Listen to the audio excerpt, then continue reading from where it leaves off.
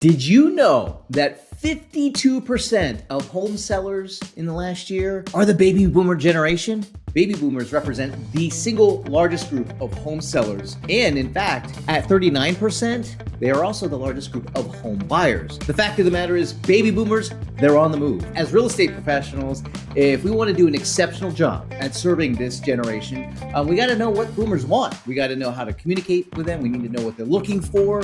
So let's dig in. But before we do, don't forget to like and subscribe.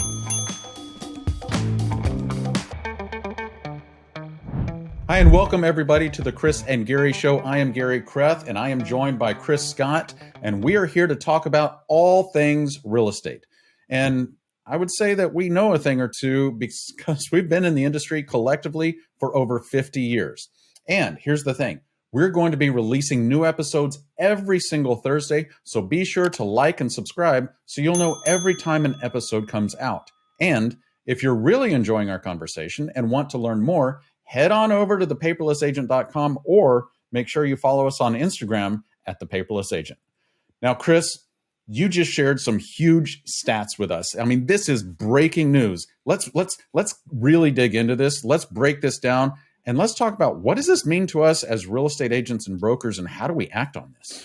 Yes, this is just in, Garry. The National Association of Realtors, they published their home buyer and seller generational trends report just in the last month or so. And here's what they found, that baby boomers, they're on the move, right? So 52% of sellers right now are baby boomers. That makes them the largest group of home sellers. Incredible. And of course, I mean, when you're selling, that oftentimes means you're buying, right? And so 39% of buyers are also baby boomers, the single largest generation that is on the move as well. So here's the thing. What I've realized as I was reading this, that if any one of us wants to be able to serve more boomers, to be able to do an exceptional job, we got to understand a few things, right? We have to understand what is it that they're looking for, or maybe even like, why are they moving in the first place, right? Well, hold on. Before we even get there, I think we need to define what is a boomer, right? Because, I will share a quick story with everybody is that not too long ago, Chris's kids would come to her and say, okay, boomer, like, you know what you're talking about. I was going to say, hold on now. Technically, I'm not sure you qualify as a boomer. You're not getting AARP yet, but what I would say, Chris, is let's dissect this very quickly for everybody. Let's outline what a boomer is before we even dig into the rest of this. Well, I think it's very interesting in that specific generational trends report. The baby boomer generation is so big that they broke it into two categories of younger boomers versus older boomers. And so the younger boomers, they are folks who were born between the years of 1955 and 1964. And then the older boomers, they were born between 1946 and 1954. So that's just for the purpose of this report. They broke it into two categories because they found that the older boomers and younger boomers, though very aligned with their motivations, there were a few distinctive things that made them slightly different. But when we look at overall as a generation and how we approach how we're going to work with them, I think it's the same. And to your point, Garry, I am not technically a boomer, although my kids might say so. I fall firmly right into the Gen X category as you do. Feel free to comment down below, hey, boomer, to Chris. All right. So it's such, when you look at the report from the National Association of Realtors, what's interesting is that individually, the younger boomer and older boomers, they are huge groups. So I'm looking at the report right now. The younger boomers alone, I think it looks like they are more than the whole Gen X category, right? They are more than, and even the older boomers, that's larger than the Gen Y or the millennials. And so when you add them together, it's just tremendous number of people who are buying or selling. You know, when I think of it, the irony is this, Garry. If I were to think of the last couple of listings that we've picked up, and I didn't even realize this. I was filming this morning. I went to go film a listing video out in Spicewood here in Texas. Sure. And our client, he's definitely a baby boomer, right? In fact, okay. And so they're relocating, they're moving. What is the reason? And I'm really curious if their reason falls into this, because I've actually been having conversations with my mother, who is an older boomer, and I'll share a story about that in a minute as to why she's actually thinking about making a move. over like after 30 years of being in the same house. Well, here's crazy. So we actually sold their home and they bought a home just 3 years ago, thinking it was going to be the forever home. Their plan was to stay there for another 20 years. And we were talking and he was saying that, sometimes life happens. And now I actually want to move closer back to town because I've got family and I need to be closer to the family. And so all of a sudden his priorities changed, right? The priorities shifted from, all right, we're going to go out here and enjoy our time out in Spicewood to, all right, actually, you know what? Got grandkids and so on and so forth. We got to get a little bit closer to home. Irony is this: my parents just listed their home about 2 weeks ago. They live in Southern California. Now, their case was very different. They were actually just looking to downsize for their homes. I'm curious for you, like with your mom, right? And these are all connected to this generation that's on a move. What was your mom's situation? Yeah, so she called me and she said, "Hey, I'm going to buy a house out in Horseshoe Bay on the water. It's going to be a single story, so I don't have to climb stairs. And it will be my forever until I die home." And that's where I'm going to be. I love the water. I want to be out there. And she literally bought the house. She moved stuff in. She starts spending time out there. I encouraged her not to sell her existing home, and I'll tell you why in a second. But she moved in, and after a few months, she said, I'm just so tired of driving to see my friends. I'm so tired of driving to see my kids. I'm too far away. I'm too remote now. So she made a move to downsize to a house half the size of her current home. Her current home is 2 stories. This one that she bought is a single story. So you would think, okay, this is perfect. No, she's actually moving back because her best friends live across the street from her. Her kids, we live very close to her. We're all in that same community. And so she's moving back. And now what we're thinking is, well, does she downsize into a single story home in the same neighborhood? Or do we figure out some sort of an alteration to her house so that she can stay near her friends and her family? But it is really interesting because according to the National Association of Realtors, for boomers, it was the desire to be closer to friends and family was a top reason for that move. That's 41%, followed by the desire for a smaller home. And actually, I think a lot of them are combining the two and say, I want to be in a smaller home closer to friends and family. So that's what we're understanding about why are they moving. So now we understand who they are and why they're moving. There is another reason, by the way, that a lot of boomers are buying homes. They're actually buying secondary or vacation homes, which actually my mom decided to keep that lake house. And here's why. She wants a vacation home in order to attract her kids and grandkids to come see her more frequently. It makes sense. It totally makes sense. It totally makes sense. So it's really interesting to understand that, and also to understand this is that what's super interesting about boomers and the way they're behaving is they're not fixated on interest rates. They're far less motivated by the financial constraints and mortgage rates. It's why? all about lifestyle. Yeah. Here's why. I was looking in that same report. It talks about how boomers, look, they've been in their homes for a while. They've got a tremendous amount of equity in their homes if they're selling a home. And so, they're not as concerned about, okay, what are interest rates doing? What are my monthly payments going to be? Because first, they've got equity, a lot of it in many cases. And that's the case with my parents, right? They've been in the home since, I think, 2007 or something like that. So they went through the Great Recession and then came out very, very much on top, right? They're worried about capital gains and all that good stuff, right? So different set of concerns versus like that buyer or that seller who's really concerned about the interest rates and what's my monthly payment going to be.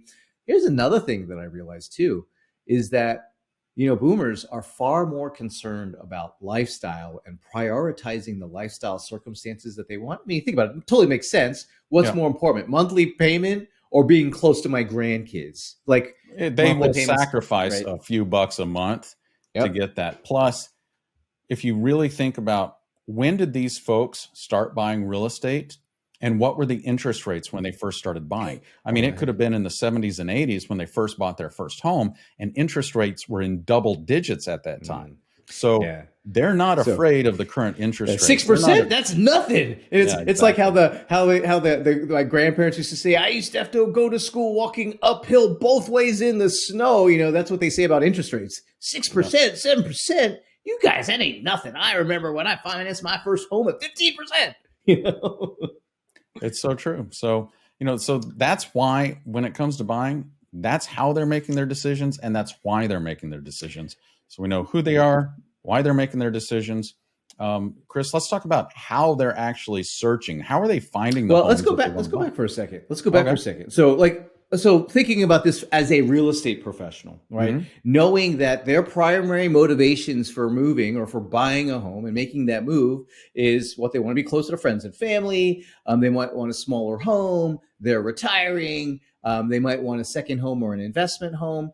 And so those are their reasons. Let's think about this as a real estate professional. If I want to work with more baby boomers, if I want to be able to serve baby boomers, what do I need to do? Well, I would say the first thing is each one of those interests, whether it's moving closer to home, getting a smaller home, or essentially downsizing to a smaller home, retiring, being able to buy a second home or a vacation home or investment property, all of those things actually represent a body of knowledge that we as real estate professionals have that we could be sharing with them, right? And so think about this. My marketing should include talking about tips about, hey, how do you downsize?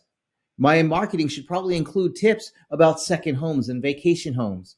And the fact that the average person who is a baby boomer is making a move that's 90 miles away, right? When they make that move compared to the typical person, which is only 15 to 20 miles away from their previous home. And so all of this represents a body of knowledge and content and marketing tips and advice that we could share to start attracting more boomers by building trust. So we share this information. Mm-hmm. It builds their trust in us, because I will tell you this, just a little foreshadowing, boomers place a high priority on knowledge and expertise. Yep. High priority on knowledge, expertise. And so we should be sharing this information on a pretty consistent basis because it speaks to their concerns. Absolutely. I mean, the more we build up our identity and our brand as somebody who can serve them, the more likely that they are going to trust us to take care of their concerns. And so, shooting a lot of video and sharing your expertise, like you said, Chris, is critical. And also saying, hey, were you aware that this percentage of individuals are looking to downsize? They're like, oh my gosh, that's me. Mm-hmm. Oh, that's exactly, this person knows what I want. Yes. So the more we can do that online, the more we can share that expertise and brand ourselves as a boomer realtor. I wouldn't use that term because most boomers, I don't think, like being called boomers. I don't know. Wear it with pride, my friends. I mean, I think what's interesting also, shifting gears a little bit, Gary, is you mentioned doing video and sharing that information online. Baby boomers are probably, when it comes to like the home search process, they are the most likely generation to start their search online, even over the younger generations, which you would think that would be switched around. But baby boomers, when it comes to the home, like the first step that they're going to take, I think it's something like, I don't know, well over half of them, right? I'm just looking at the stats right now. About half 58 of them, or something. well over half of them start online. Whereas like Gen Xers, it's more like and millennials, it's actually in the 40% instead of the 50% in terms of what that first step is going to be. And so that means that if we're going to serve this generation, we have to be online. We have to be sharing information online. As opposed to, I think a lot of people might say, well, what would they do? Maybe they would call a real estate professional first. The irony is, it makes sense if you think about it. The less experience you have with home buying and selling, the sooner you're going to seek out a professional. Right. Baby boomer, I need the information. I need the knowledge. I need your expertise to help me discern what I need to do first. Because, I mean, if I'm brand new in this, I need help. These boomers, they've been at it. They know what's going on. Now what they're doing is, hey, let's go online. But Chris, you said, let's go online. Let's start searching. Where are they going? Where do we direct them to go? And how do we support them? Well, so assuming that they're going onto the popular home search sites, which I know a lot of real estate professionals, we don't necessarily like some of those home search sites, right? Because they get that traffic and they attempt to sell us leads. And a lot of people, so like, let's go ahead, we'll just throw it out there. They're probably going to Zillow, right? The baby boomers, they're probably going to Zillow. They're probably going to the other popular home search sites. I wouldn't try and like get them not to go there, right? And so in terms of thinking about how we're going to provide marketing, I would actually go ahead and direct, like go after that in a direct fashion, meaning that share tips with prospective clients in your marketing. Well, like, how can you find the home that you're looking for online? What are ways, little tips and tricks to use these home search sites to find the homes that you're looking for? What are the types of criteria that you might use to do that? Instead of saying, hey, don't go here, use my website instead. They don't want to use our website. Those other websites are actually better. So instead of trying to guard them and from seeing them, they're already out there. They're already visiting them. Is go ahead and help them get the information they want. And here's the thing. That's going to speak to your professionalism, your confidence, knowing that, yeah, go ahead, go there. Here's the things that I would suggest that you look for. Maybe explain to them what that valuation on those sites are based on and say, look, that's a really good ballpark estimate. But what we need to do is we actually need to get an assessment of your home's value, right? And I'll be happy to do that. So educate them on what they're looking for and how to find what they're looking for instead of preventing them from going to those popular home search sites. Or, a lot of us have websites with IDX feeds and we have the search capability on our site. But by trying to push people to use our tools that are probably not as good as Zillow's, right? They spend a lot more money on this stuff than we do, is help them get the results that they're looking for. They're going to come back to you because of the value that you've provided. So don't be afraid of it. Go ahead and meet it head on. So we know boomers are starting their search process, their home search process online, but at some point in time, the next step that they're going to take is to contact a real estate agent. Yes. And so I think it makes sense for us to say, what are they looking for in their real estate professional? And in that same report, the generations, it breaks out what are the skills and qualities considered most important to each generation. And so I think, we got to look at the baby boomer generation to say, what are the skills and qualities they're looking for? And do I have them? Let's check the box. Let's assume yes. And am I making that clear to my prospective customers and clients? It seems like everybody wants an agent who's going to be, have honesty, integrity. That's like an ante to that's get the ante to play the game. Like if you don't have that, then what are you doing with a license in the first place? I think what's interesting is the next thing that they're looking for is they want us to be responsive, quick. Yes, quick, absolutely. Quick. This is really critical, Chris. And I saw this report from the National Association of Realtors that according to NAR, when people submit an inquiry to a real estate agent, if the real estate agent or broker even responds, 84% of the time, it takes them over 24 hours to even respond to an inquiry. That's not responsive. I don't know what you find to be responsive, Chris, but that to me is ignoring me. I've heard that like a lot of online expectation is within 5 minutes, but I give them a little grace. I know people are busy, so a few hours. Like, hey, if I send a response, if I send an inquiry, I'm expecting within a couple of hours some kind of reply. Yeah. If not, I think there's something wrong. I actually think that maybe they didn't get the email, they're ghosting me, or whatever the case may be.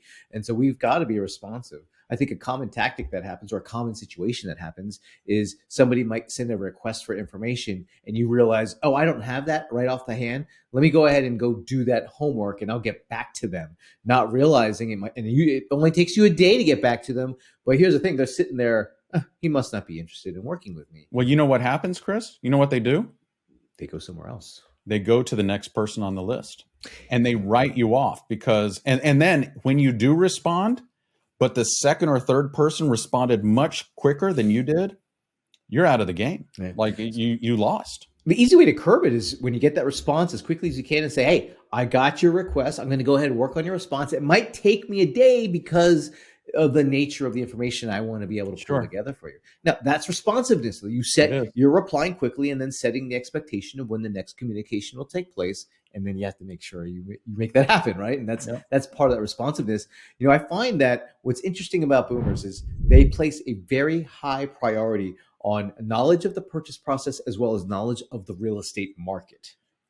This is a really interesting perspective here, Chris, because it helps us understand and really reflect and discern within our own practice of how am I communicating my own knowledge of the purchase process? How am I, as a real estate professional, communicating my knowledge of the real estate market? And also, it's a great time to reflect and say, gosh, if I'm not now is the time to start doing that, because I know if this largest demographic of home sellers and home buyers right now in the marketplace is requiring that out of the agent that they hire, if I don't have that, I better figure out how to do it. I mean, I would say that most of us have the skills and have these qualities. The question is it apparent, right? Like if I were to go to your website, for example, or if I were to go to social media and look you up, would I get the impression that you have knowledge about the real estate sales process, right? Yeah. Would I get the impression that you have knowledge about what's going on in the current market, right? Would I get that impression from just visiting what you have online, or would I not? Okay, Right. so hold on, Chris. I'm going to stop you right there. Mm-hmm. You are a real estate marketing expert. Yes. If you come to me and you say, Garry, here's what I know. Boomers are the largest potential possibility of clients for you right now and in the near future. You've got to present yourself as being knowledgeable of the purchase process and knowledgeable of the real estate market. Mm-hmm. What are you advising that I do right now so that that interpretation can be made on behalf of the client? Easy. Here's the thing. I would have you start shooting really short videos and getting that out on social media, getting that out on your website. That information should be pretty consistent, where it's like from time to time. And here's the thing, there's a lot of different ways that you can do it. There's a lot of ways that you can showcase your expertise and showcase this knowledge that you might have. So here's an easy example about the home purchase process. You might tell a little client story in a short video saying, hey, we had this client and they were looking to buy a home in XYZ. And you might start to connect some of these concepts, right? Remember, one of their motivations of purchase a home was to have a second home or a vacation home. Sure. So you could do a short case study video about a client that you worked with recently who wanted to get that investment property or who wanted to get that vacation home. And so you can explain to them, here's the steps that we took, here's what we found, here's how we narrowed it down, here's where we established the criteria, and then here's the happy result that took place. It showcases the knowledge that you have about the purchase process. It also showcases the knowledge that you have about real estate market and the market in general. So it doesn't mean you have to go do real estate market updates and reports through videos. You could do that as well. Like you could totally say, hey, here's what's going on in the Austin market. Oh, by the way, here's what's going on in the second home market around this area. So those are also ways for you to share the expertise. But the way to do it is I would consider doing video, short form video. Put short form video on social media, put your long form video on YouTube and on your website, and have that available and communicate that, right? Send that information out to your contacts and connections on a regular basis. I would have my website, on my website, I would put those videos on there. And from time to time, I would send an email out saying, hey, I recently posted an update on the Austin second home market or the Austin investment market, right? What that's going to do is speak directly to their interests, directly to their concerns. When you start to tie together what are they looking for or why are they moving, and then therefore what are they looking for in a real estate professional, you have to be those things. Responsive. You can't pretend to be responsive. You can't in your marketing say, I am responsive. You actually have to be responsive, right? Like that. And the same thing with market knowledge. You can't pretend like you have market knowledge. You can't in your marketing say, I've got great market knowledge. No, you have to actually show them you have that knowledge by telling you, like, hey, here's what this information is. Much better to, what is it? It's much better to show them you have it than tell them you have it. Yep. I agree. I love that quote. A master salesperson never tells somebody anything that they can show them. So the best way to show it, absolutely through video. I mean, it gets your likeness, your voice, what you like, the inflections, your like body movement. It really shows them, oh, when I meet with Garry, this is what I get. I can't get that through a blog article. I can't get that through a meme. I can't get that through just a phone call. I get that through video. And then when they meet with you, it's much more familiar. And I'll use this example and then we can move on. Is, Chris, just going to put you on the hot seat here. What's your favorite show or movie right now? Let's see. I'm watching The Mandalorian on Disney Plus right now. The Mandalorian. Okay. So as you're watching that, name one of the primary characters that you kind of relate to. The Mandalorian. Okay. So Mando for short. Got it. Okay. So you go and you see Mando on the street. All of a sudden you're like, I feel like I know Mando. I feel like I know how Mando is going to behave in this specific situation. I know if I walk up to Mando and I say, hey, Mando, yo, bro, I'm checking, I'm looking for this. I know how Mando's going to respond. You almost feel like you know Mando. And it's Connections built from because you watching the video. relate to them, because you've seen them on video so much that you can trust the way that they are going to behave based on the way that they behaved on the screen. It's interesting. Also, you had pointed out about getting our likeness. And here's something to remember when it comes to video, is that people will oftentimes people will forget your name. They maybe forget with how they know you, but people never forget a face. Like Right. that is something like programmed into our DNA, is like when you see a face that's familiar, you're like, even if you don't remember how you know that person, you will say to yourself, I recognize that face. And hopefully, by the way, it's the identity and brand that you purposefully created and the one that you wanted on in the marketplace, not the one where it's like, oh man, they must have seen my mugshot in the post office. That's not the one you want. I'm going to do a little foreshadowing.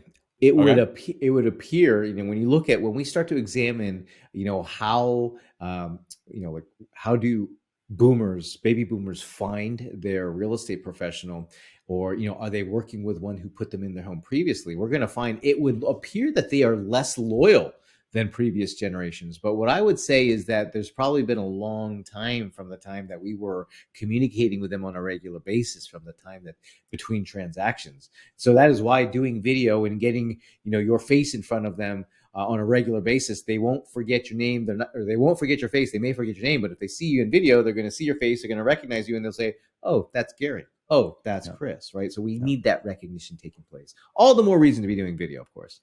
So, Chris, you just pointed out a really important fact about loyalty, and that is boomers tend to be a lot less loyal to their real estate agents than other generations.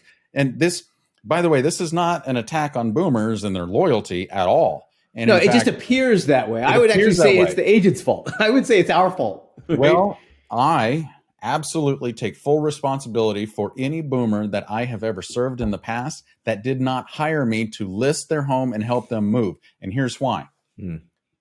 Because I didn't do my job. In which way?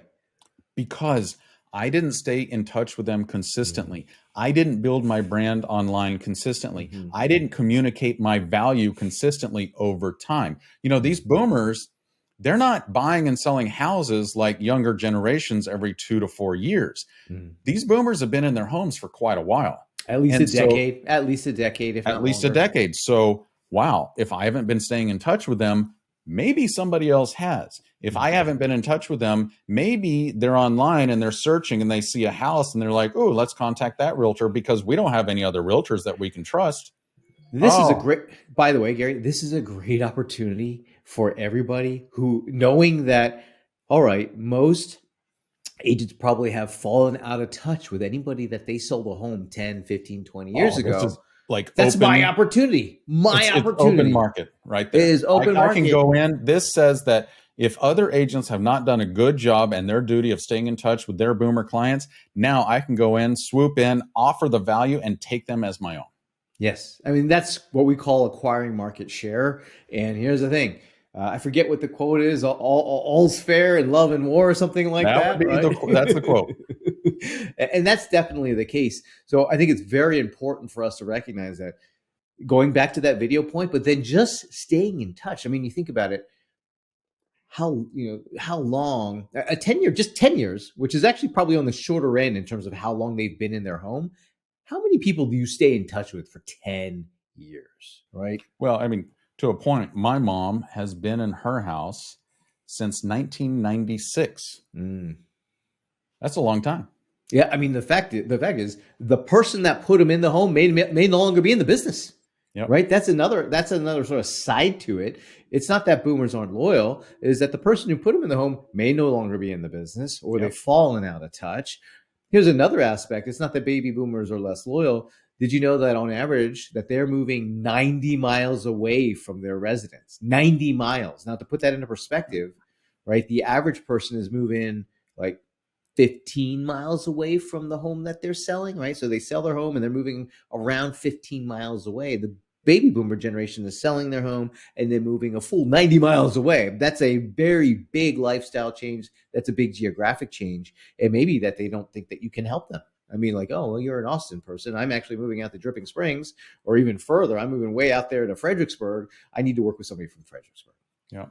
Yeah. And it's just like Chris said, having this knowledge, having this understanding gives you a greater opportunity to get the experience, the expertise, and the identity in the marketplace so that you can share this with your customer base and potential customers. So you be that go-to person when they're looking to move. Now, when it comes to choosing their real estate professional, I found a very interesting dynamic with older boomers. And so, like, for the most part, most sellers, when it comes to choosing their real estate agent, the number one determining factor that they're going to use is the agent's reputation. Yep. And it's usually like a very high. It's like, if you were to look at the different ways that they, the determining factor, right? So reputation of agent is one. Agent is honest and trustworthy. Agent is friend or family member. Like, those are all like sort of common ones. But when you look at baby boomers, and particularly the older generation, they are placing less of a priority on our reputation as a whole. And they're looking specifically, in addition to that, our knowledge of the neighborhood that they're selling in. They want to know, and their feeling is that if you don't know my neighborhood, you can't sell my home. If you don't know my neighborhood, then I want to work with somebody else who does know the neighborhood. Oh, yeah. The realtor down the street, they had a placard on their sign that said neighborhood specialist. So they must know what they're talking about. So this has really big marketing implications for us, because normally I would say with any other generation, I would always say, hey, the number one determining factor that sellers use in choosing their agent is the agent's reputation. So just work on your reputation. But if you're trying to work with more of the older boomers, then part of that reputation has to be that you have market knowledge of their neighborhood and that you understand their neighborhood. And so think about that. What does that mean? Well, in our marketing, we need to speak to those neighborhoods. We need to speak, and that means we can't do a one size fits all when it comes to our marketing. We can't just say, like in our case, all of Austin, Texas. That's too big of a footprint. Heck, Westlake is too big of a footprint. You know, I might have to look at specific neighborhoods within Westlake, specific neighborhoods within Lakeway, right? Specific neighborhoods, that's what they're looking for. And we need to think about, all right, if I'm going to be sharing information, how can I do that on a consistent basis? How can I speak to these individual neighborhoods, have this publication? And by the way, the answer is through social media. And the answer is through, like, social media is the best way to do this, because you can put that information, be neighborhood specific. Your website should also reflect that specificity, that knowledge about the different neighborhoods, so that when they check you out, by the way, makes a really big case for like farming and digital farming in those different neighborhoods, where you can speak specifically to it, so that they're going to have that comfort to say, oh, Gary understands this neighborhood. He's got a solid reputation. That's the person. So if you found any of the information that we have shared valuable to you and your real estate business, do us a favor, comment down below. Let us know what you thought. And don't forget, pound the like button and hit subscribe, and we will see you on the next video.